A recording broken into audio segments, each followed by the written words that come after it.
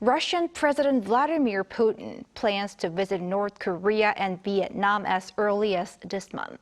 If Putin does head to Pyongyang, it would be his first visit to North Korea in 24 years.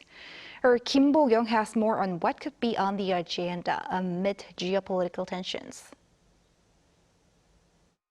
Russian President Vladimir Putin will visit North Korea and Vietnam in the next few weeks. That's according to Russian daily newspaper Vedomosti on Monday.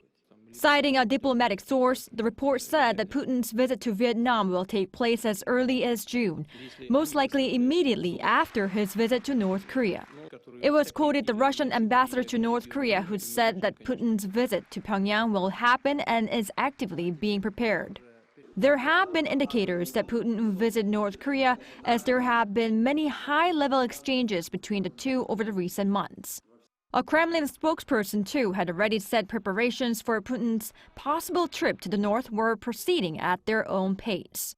This comes after North Korean leader Kim Jong-un visited Russia last September, touring the Vostochny Space Launch Center and holding talks with Putin. Ever since their summit, ties have been deepening between North Korea and Russia, with suspected arms transfers from Pyongyang to Moscow to be used in the war in Ukraine in exchange for Russia's assistance in advanced military technologies.